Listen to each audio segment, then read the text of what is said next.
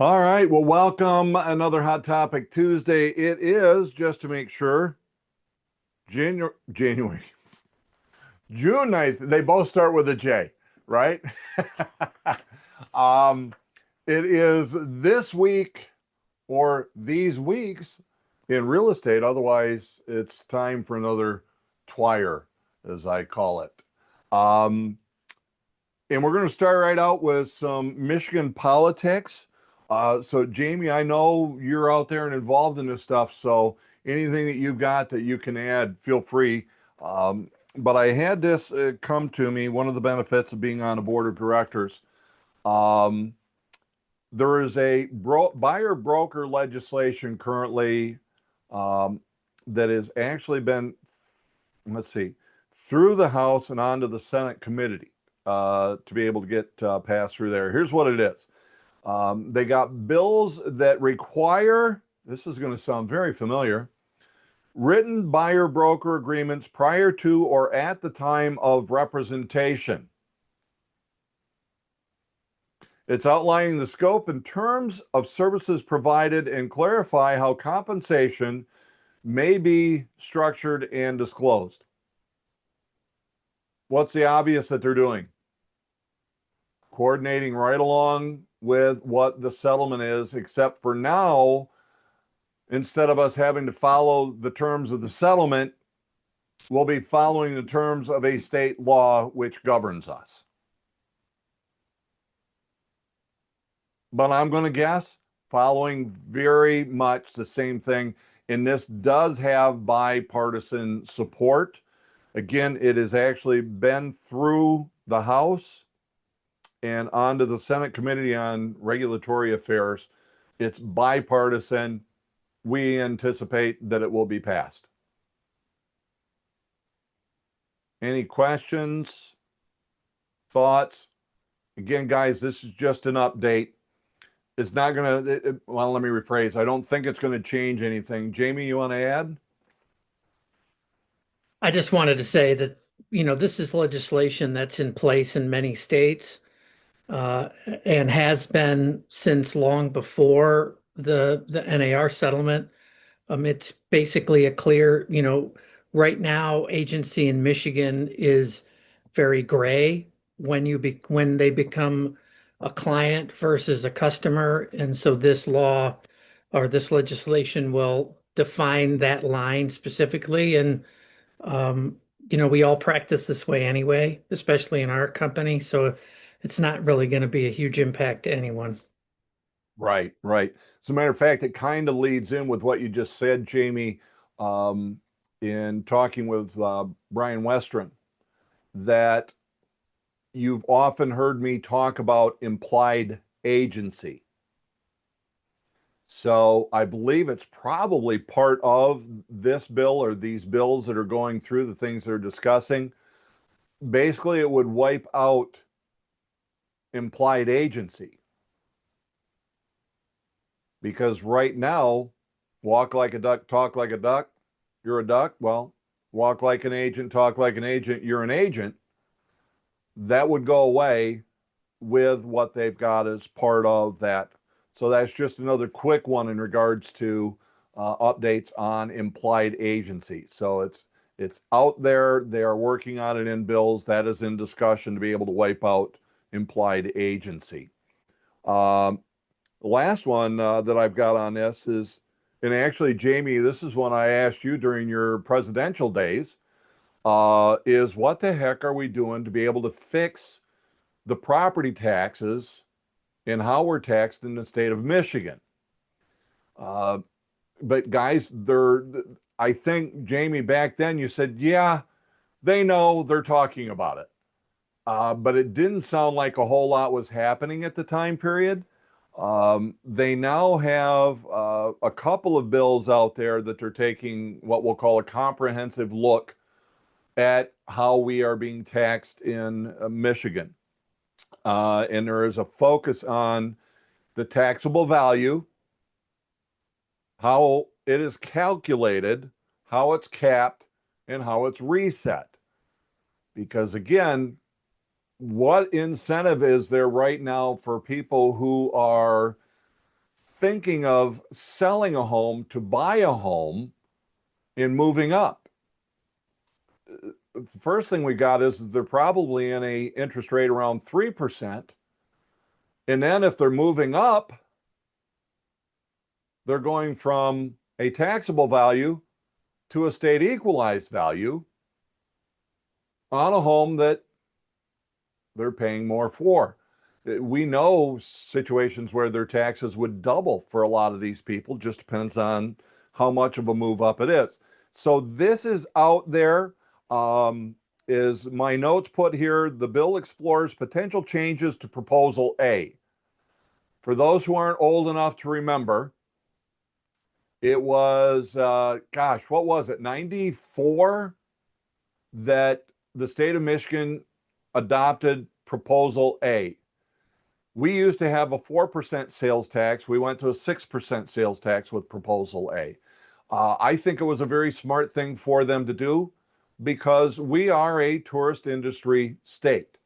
So bring in monies from out of our area. Yes, those of us who live here will pay paid more, and we're at the 6%. But it was also going to bring in a lot of money from out of state to the government. Along with that, it dropped property taxes about a third. All of that meant people could put more toward a principal payment because qualifying didn't change, but it allowed people to be able to, because they weren't putting all that toward taxes in their total payment, they were able to put it toward the principal payment, which gave people an incentive to go out and buy until they decided they want to sell and buy again. So this is out there. They're looking at how and when it would uncap upon transfer of the ownership. Let's see. And again, the big uncapping. Let's see. Package includes provisions aimed at improving consistency in property assessments across all jurisdictions by clarifying standards and processes to be used by local assessors. So it's not big for us in regards to the sale or transfer of the property. However, it may be a whole heck of a lot more, because if you were to do an improvement to your property, they can come out and reassess the value of your property. This is going to give more of a standardized across the state of Michigan. Several bills focus on transparency, including enhanced disclosure of property tax information and tools to help taxpayers better understand how their tax bill is actually calculated. Because there's still a lot of people that think, well, you're on a lake. Well, it's not that you're on a lake that you get taxed more, it's you have a higher value. Other people think that you're assessed more because you live on a corner. There's a lot of misunderstandings, and so a big part of it is to be able to help on that also. Bottom line, it says collectively, the package represents a significant policy discussion around balancing taxpayer protections, local government funding ability, and fairness within the system. Jamie, again, anything that you would want to add to that, sir?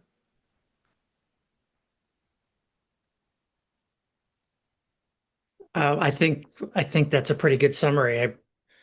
It's still kind of up in the air, so I don't have anything concrete. You're doing fantastic. Thank you. Yeah, absolutely. Thank you. And of course, my friend, knowing you're still involved at that level, anything that you can ever add, let me know and we'll jump on these things together. Let's move to another subject, which has come up. What creates a binding agreement? Anyone who want to take a shot at this? Signatures. Binding contract. Signatures, yes. Binding contract, yeah. But what makes it binding? What signatures do I need, or what has to happen to create a binding agreement, or term as meeting of the minds? Offer, acceptance, consideration. You're definitely two of the key elements. Consideration, by the way, not really necessary. Like, do I need to have an earnest money deposit? Nope. It could be zero. It could be love and other consideration. Well, this is a good thing that we've talked about this today, because others don't want to take a stab at it. So here's a simple one. An agreement becomes binding between parties when we have delivery of acceptance.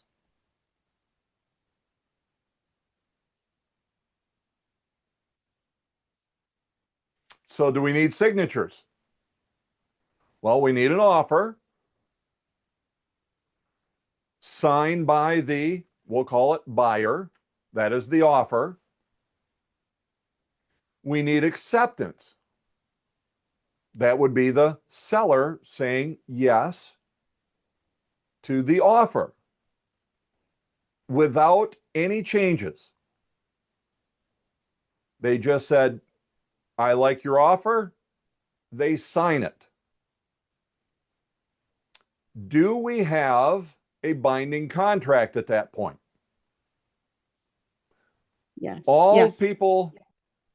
Okay, I got Lori saying yes. Thank you for going out there. I got Cliff saying yes. Thanks, Jamie. Oh, you're a little late, buddy. Come on. I say no, not until it's Uh-oh, Lydia's delivered. got a no for me. Until it's delivered to the buyer, it's not bind. This is not a binding. Tell Lydia what she's won. What? Lydia hit it. You won. You've won the big prize. Applause. That's the biggest prizes I got for you today, Lydia. Yes, you nailed it. Thank you. Yvette, buyer needs to receive seller's acceptance. So, guys, let me go back to the definition I gave you. Delivery of acceptance. So, buyer offers, seller sign, or sellers, because we do need all of them. Sellers sign accepting. We need delivery. Delivery is I push send on an email. Binding. Click. When I sent it and that went through, that is when it became a binding agreement. Now let's create a different little scenario here. Buyer makes an offer.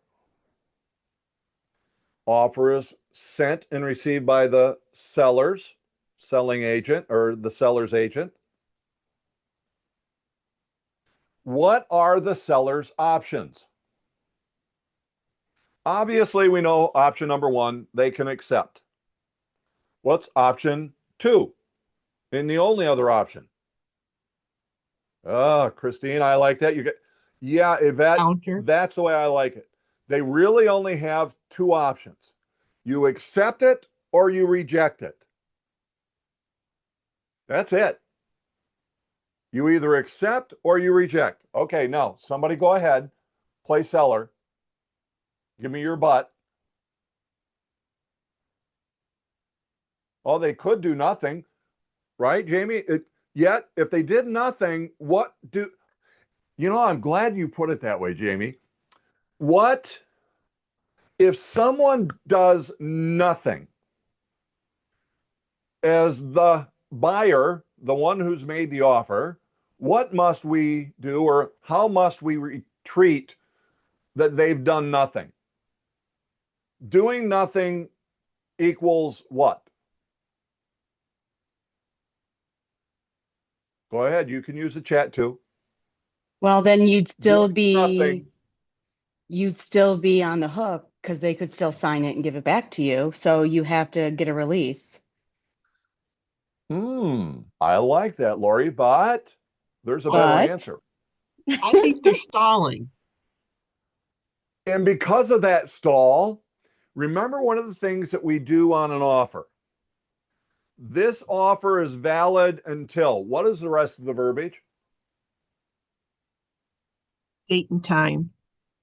Date and time. There is a deadline. So if they do nothing and that deadline comes, can they then accept it and it become binding? Jamie, No. your blue background, you're right in the middle of my screen. It's like I could, yeah, Jamie is highlighting it, and the answer is no.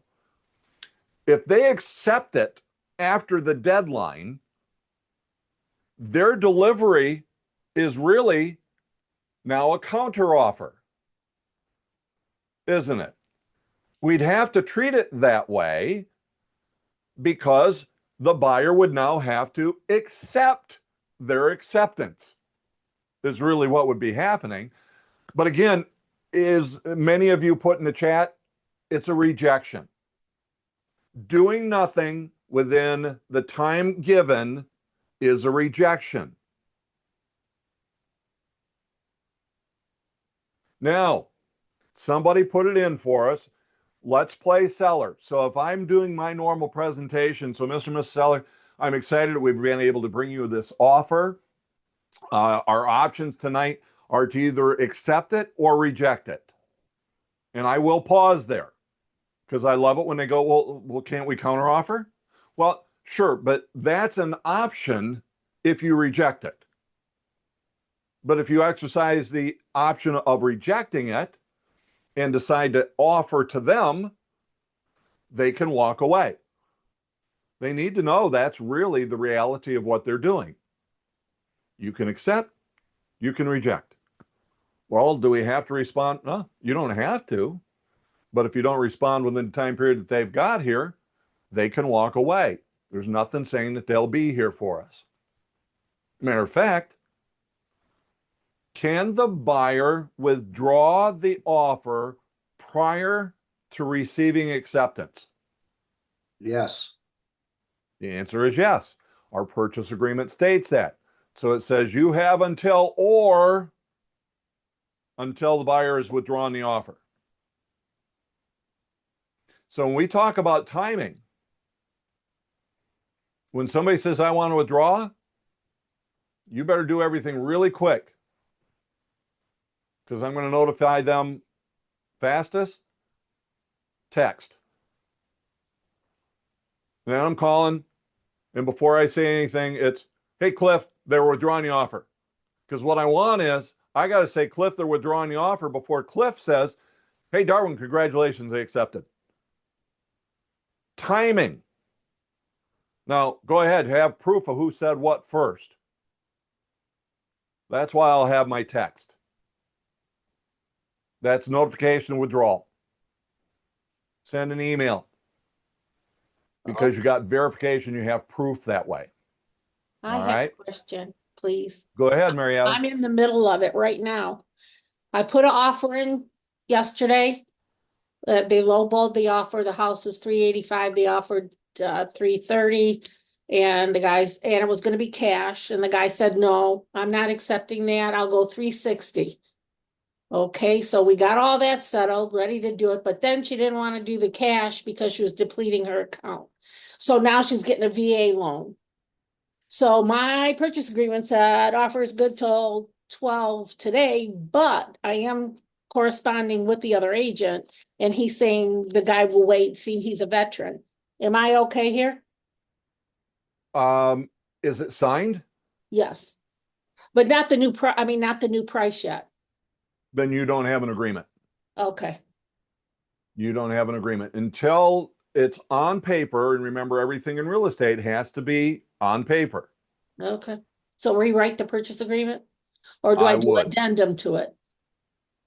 It depends on how messy it is. Because what you've done is a whole lot of verbal negotiation. Okay. So you don't have a binding agreement. So it might be just as quick to write it up on Okay, a clean purchase agreement with all the terms that you verbally have accepted. But you have to hustle because up until you have that, the seller is able to accept any other offer. okay, okay, thank you. Yeah. So let's go back to where we were. We have offer, presentation, seller rejects. Seller takes option of making a counter offer. Guys, a counter offer is an offer. When it comes to the binding agreement, meeting of the minds, the seller has now made an offer to the buyer. For it to become binding, buyer has to accept and deliver. So if we always keep it simple, the buyer can make an offer or the seller can make an offer. Can't they? In which case, offer, acceptance, delivery.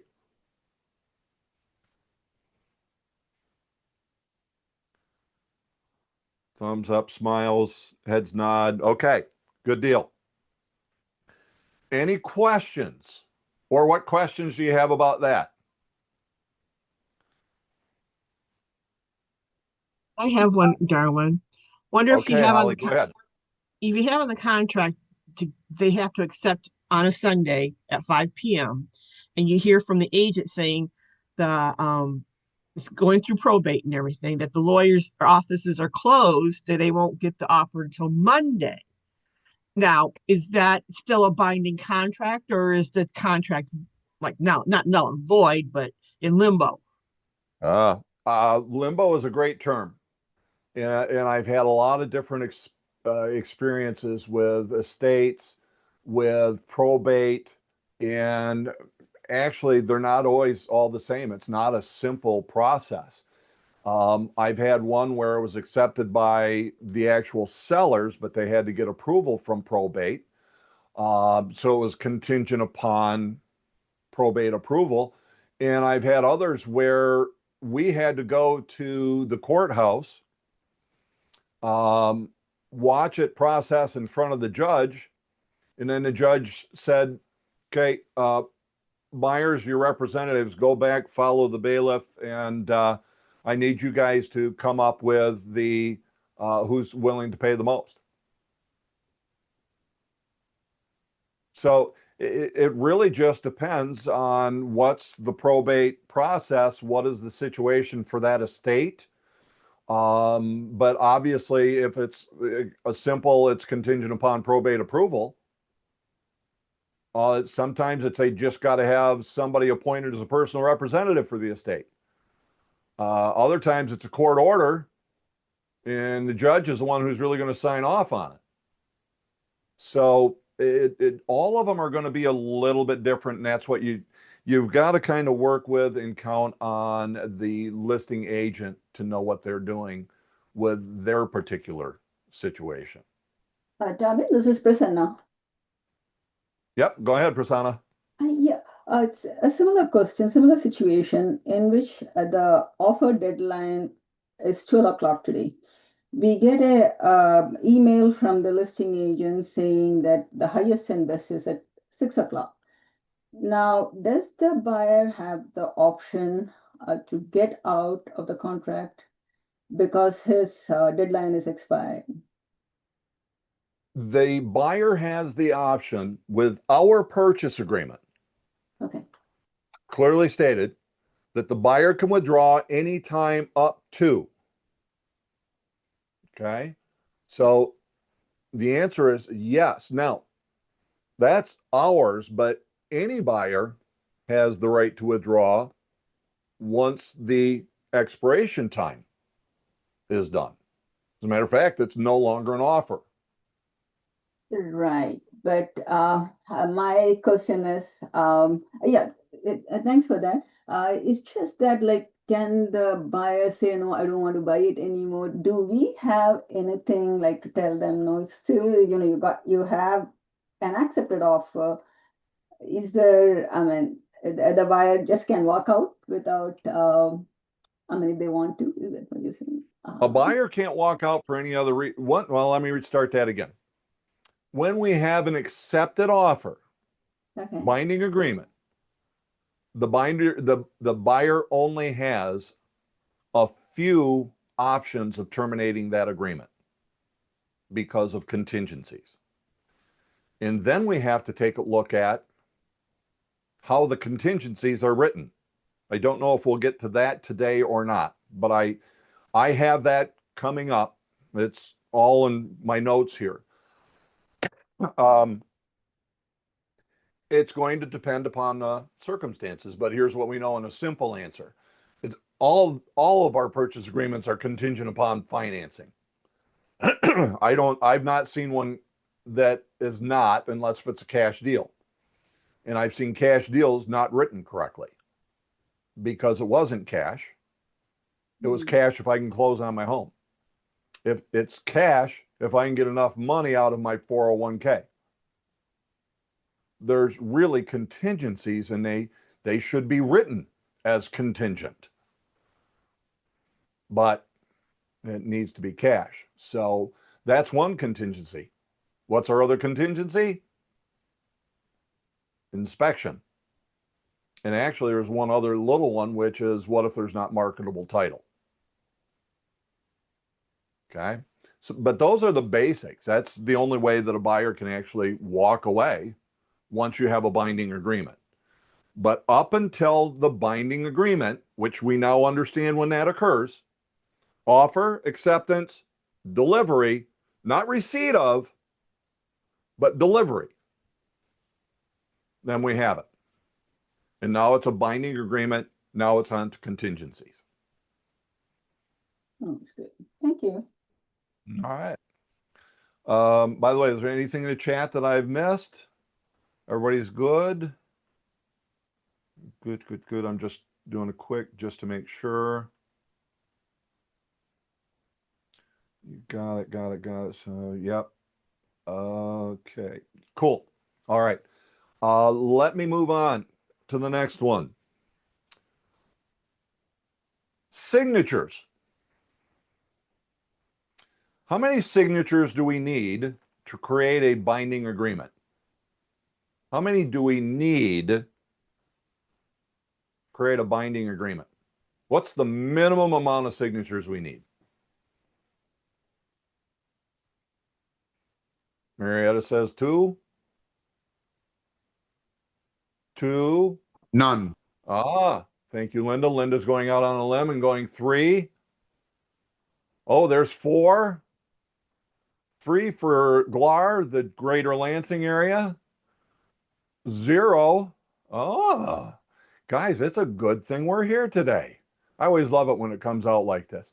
By the way, when I do ask these, this is not to embarrass anybody. It's a point of awareness that it's like, wow, I guess I didn't know.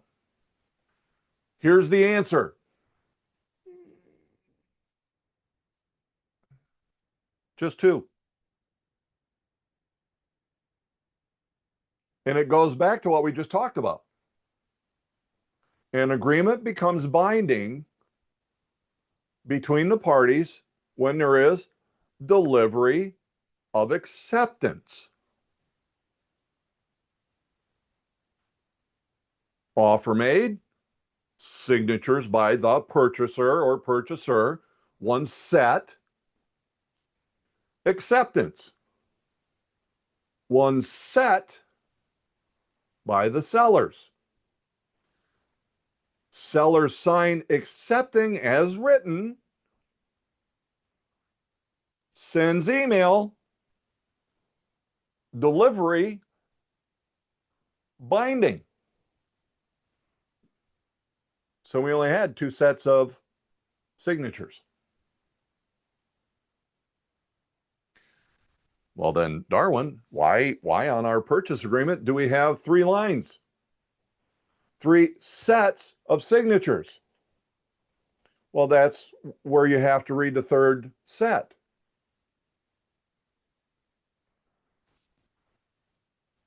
It's set. I got one right here. Let me see if it's not ours, but I believe it says the same thing. Yeah, here's basically what it says. The third set of signatures, buyer acknowledgement of acceptance. Is it required? No. But let me share with you why. And I will tell you, it was about 3 or 4 years ago that I had one of my senior mentors correct me. Because I always said, you need that third signature. Because that was the acknowledgement of the delivery. But you have to remember that I started in 1987. What did not exist? Simplify it. Technology. Email. Jamie nailed it. At that time period, email didn't exist. So what was the only verification that you had that delivery had been made? A third signature. As a matter of fact, I started in Muskegon. Our purchase agreement had 4. Why? Buyer offers, seller rejects, seller makes a counter offer, buyer accepts. What did the seller have to have? What do we need before email? Proof of delivery. What was the only way we were going to get proof of delivery? The seller acknowledging the buyer's acceptance of the seller's counteroffer. Yeah, thank you, Marietta, for that face, because it's like,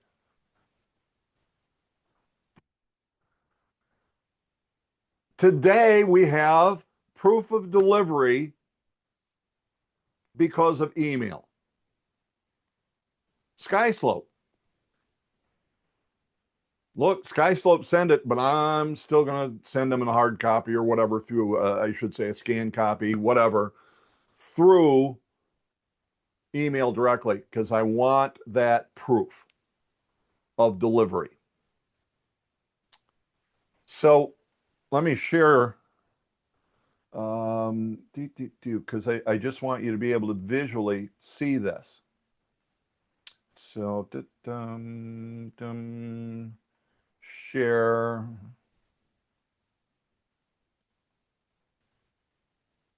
Not the one I want.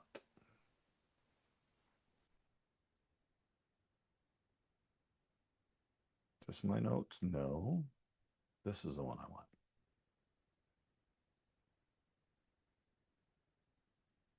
There we go. Today, by the way, I have like 5 screens sitting in front of me. So it's like, okay, where am I at? Here we are. So when we talk about how many signatures do we really need? Here's the basics. Buyer signature and receipt, acknowledgement and receipt. I'm making this offer. There's the first set of signatures. Seller says, I like it. I'll take it as written. Seller signatures. We don't really need this because it was accepted as written and we have delivery. But as you can see what it says, this is the buyer's acknowledgement of acceptance. So now we have written proof that they've accepted. Okay? So this is just one of our admins saying, hey, can you give me verification as to how this should work? But bottom line, if there was a counter, if anything is a change, we need that third signature because that now becomes the buyer's acceptance of a seller's counteroffer. Everybody good there?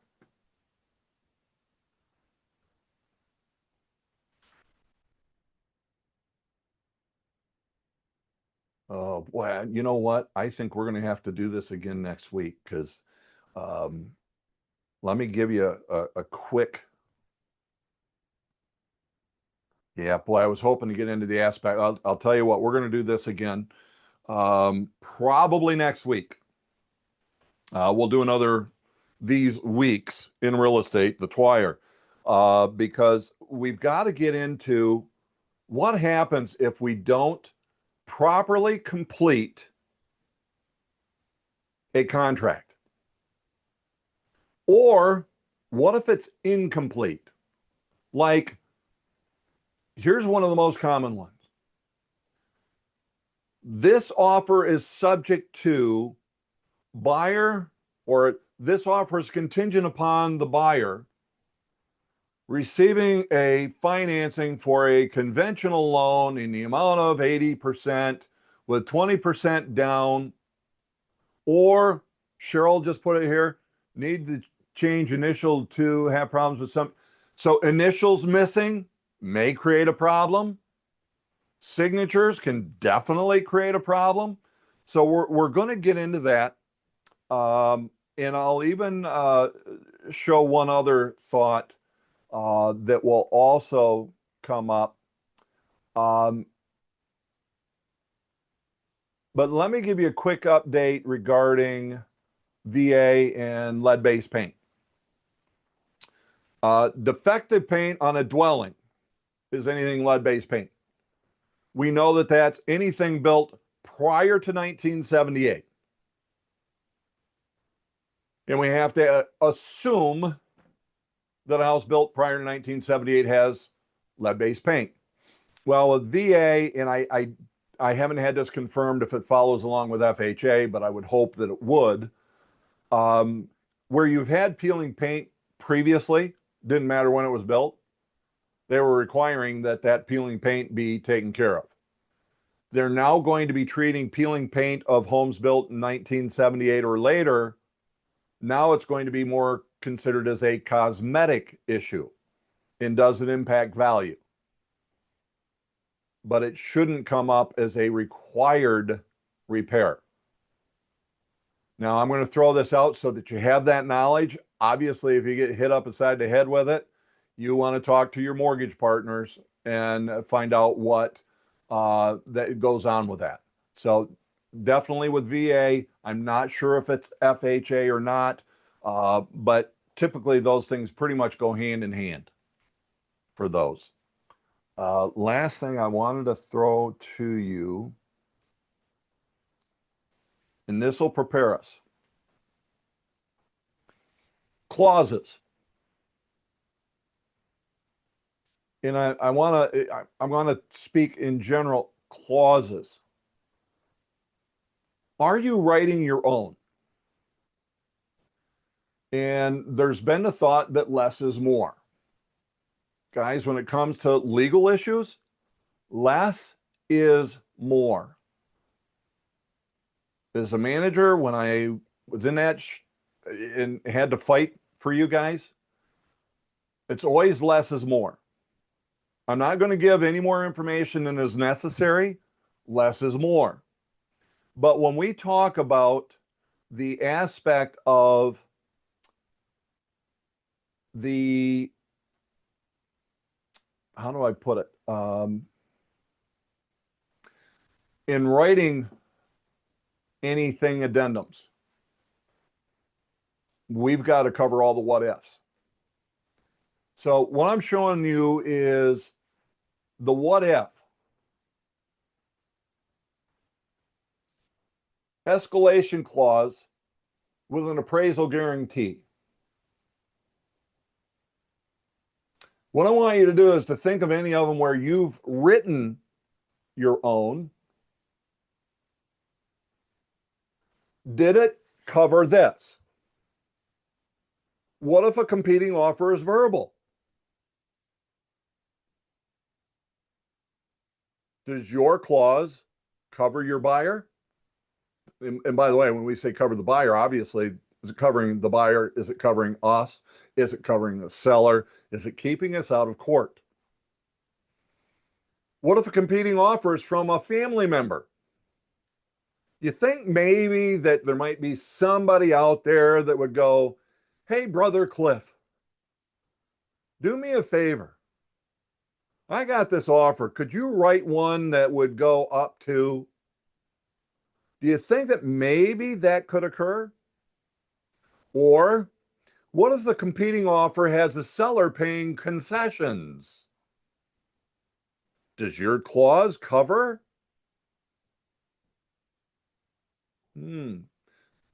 Yep, Cliff, got to be in writing. But what if? Well, we have an offer. Oh, that'll come up. What if the competing offer has no cap on it? Are you putting a cap on yours when you've written it?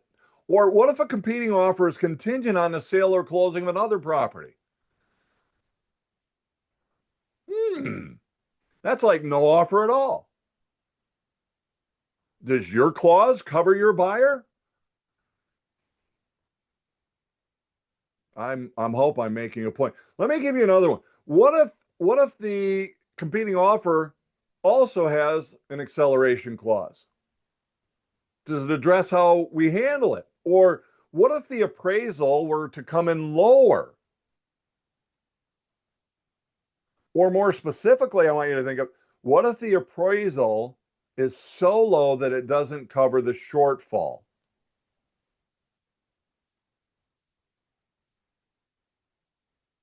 And of course, what if the competing offer doesn't even exist? Are you covering your buyer? Do you know that there really was another offer? Guys, don't write your own clauses.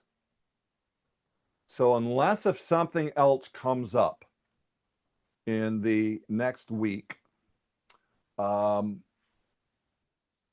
we are good. We're going to talk about that one. And I'll use this particular one and I'm going to highlight it to show that we need to cover as many of the what ifs as possible. And if you've been with me before, or if you want to go back, I couldn't even tell you necessarily how to search for it. We had an agent out of our Northville office years ago who did a simple acceleration clause, or excuse me, what is it called? I'm really having a brain fart right now. Escalation clause. And she wrote something like, buyer offers an escalation to a maximum of blank thousand and increased to be like 2,000 over the highest offer. Well, it came in and the appraisal was low. No, by the way, low. Didn't cover the shortfall. Buyer says, okay, here's where it's at. So I told you I'd pay X amount over. So you got to sell it to me for this amount. Like, or I get it within. Seller says, no, I don't have to do that. Buyer says, oh no, you do have to do that. It went to court because it wasn't covered. It goes to the judge with the buyer suing for specific performance. And the judge read that saying, well, seems pretty clear to me. You need to sell it to him. And then the buyer or the seller says, yeah, no, and they, what's the appealed? And I don't know what happened after the appeal, but here's the part. How much did it cost because it wasn't covered correctly? I'm sure the buyer lost out. The seller's obviously losing out regardless. And it was because we had an agent who wrote a clause that doesn't cover and a seller's agent who didn't protect their seller. So we've got to take a look at it. We're going to address that and probably EMD. Yeah, we'll throw EMDs in there and how those are handled also. Joseph, I saw you got a question, bud.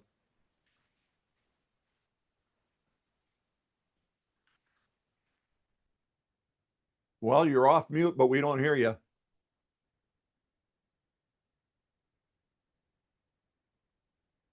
If anybody ever wonders,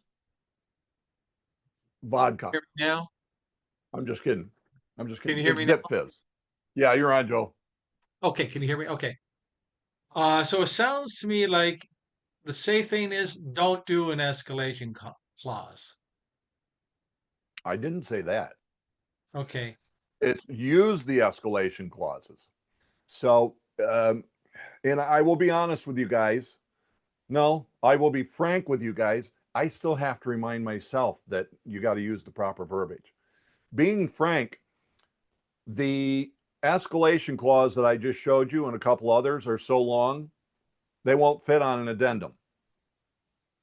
Copy the language, put it onto a plain old Word document.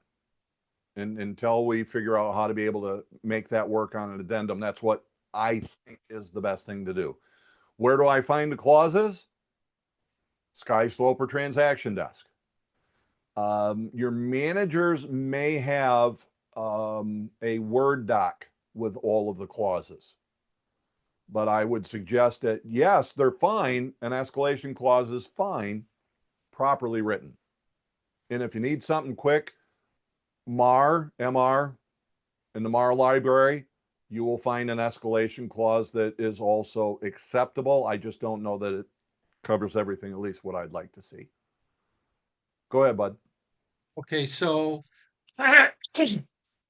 so a buyer puts in an offer for $10,000 over asking price. Goes to the appraiser, and the appraiser comes in not only not at asking price, but 10,000 under asking price. There's no escalation clause in there. Now the buyer Appraisal wants to, guarantee? I'm sorry, Is there an appraisal guarantee? and there's no appraisal guarantee. Okay. So now the buyer wants to purchase it at the appraised amount. The buyer and the seller doesn't want to do that. In that scenario, where would that stand? Well, here's the one thing I would give you, and we'll cover it in detail next week. First thing that I'm going to do as a manager is bring me the paperwork. I need to know the very specific language that is part of that purchase agreement. Okay. And this is where completing a purchase agreement in detail and a recent dispute that I gave some insights on had it to where it was not complete. So you got an offer that's contingent upon nothing but me getting financing because it was incomplete. On the other hand, if it said that this offer is contingent upon the purchaser securing a conventional loan in the amount of 80% at 20% down, it's 80% of the purchase price. If it's 80% of the purchase price, then they weren't able to get the loan. Therefore, everything's up for negotiation. But my call to the listing agent is simply this. Hey, I know we had an agreement at 310. This came in at 290. Can you see what you can do? I'm hoping I've got a weak agent who goes, oh, gee, yeah, well, let me see what I can make happen. But a strong listing agent would say, so, yeah, we got an agreement at 310. What can your buyer do? I'm immediately throwing it back on the buyer's agent. We need to know and understand the paperwork. That's really what it comes down to. Great question on that. I had one similar to that. I had a listing and it was, they had an offer and it came in, and appraisal came in like $10,000 less. And the agent for the buyer said, well, it came in $10,000 less. Well, I said, okay, let me go back to the sellers. I went back to the sellers. The seller says, nope, we're selling it for this price. We don't care what it's priced for. Selling it for this price. And I told that to the agent, and the agent says, well, he doesn't want to pay that. And I said, well, then we don't have a contract anymore. So we hemmed and hawed, and I got myself a mutual release together. I sent it off to the agent, and within 15 minutes, he goes, oh, he'll pay that price. So he paid the price. Surprise! You wanted it. I'll tell you what I do when I've got a strong, confident seller, and hopefully that means we're strong and confident that we can get the price that it's sold for, is you send over, well, okay, I'll tell you what. As a buyer, I'm going to reverse that. As a buyer, I may send over that here's the addendum, otherwise here's a mutual release, because it's telling the seller very strongly, look, either accept it this way or we're out, because we can do that. On the other hand, it's do exactly what Holly just said. No. So either do what you've agreed to, or here's the mutual release, sign this. And you're probably not keeping, and I say probably like 99%, you're not keeping the EMD, because it was contingent upon them finding that type of loan. They can't get it. They can't get it. They're out of the contract. It was contingent upon the financing, getting that particular type of loan. Yes, sir, Joseph. I don't know if you can answer this. If you can't, just, let me know. I just got a live response from one of my listings. It's a probate listing. And the agent for the buyer is saying that the buyer's interested, but the buyer's house is currently listed, and they want to know if they can submit an offer contingent on them selling their house. What would you suggest? The answer is yes, but will the judge accept it? And we don't know that. You got it. Unless you do, but I always think of it from this perspective. Most of the time, when it's that respect, they will, again, here it is, probate. You need to know how do I get to handle this? But a lot of times they're going to go, and you should have the directions. We want to collect all offers until. So you can make it, but it probably means nothing if there's other offers. Most of the time when you have that type of a probate order, there's other offers. And that's the kind where you got to go to the judge, and then judges, put you people, make sure you got your highest and best. Let me know what you come back with. So it just, again, it depends upon who's accepting the offer. Yeah, But the judge would be the one. So just say, give me your offer, and we see what the court says. yeah, because I mean, if you're the listing agent, who's signing the offer? Is the client. judge, or do you have a personal representative? Personal representative. You probably don't have to worry about it, because then you're selling this, and the judge is just going to be accepting the terms. However, Okay, is that really the type of offer that you would want to have? exactly. Just Now, bring that. now make it subject to the closing of, there's a big difference. But But now just they're point it the out ones to the at risk. seller. Okay. Yep. Yeah. So the personal rep can say, no, I don't want to take any contingent. Correct. Okay. Okay, thank you. Yep. All right, guys. Hey, remember I put it as bring your own topic. So, unless if something else really pops up, we'll go with another one, and we're going to get into the aspect of making sure that we properly complete contracts, fully, dates, blanks. We'll discuss the risks, and then along with that, we will get into the aspects of clauses, and then we'll see if we've got time for EMDs. But bring your own topic next week. Also, we should have more time. Joseph.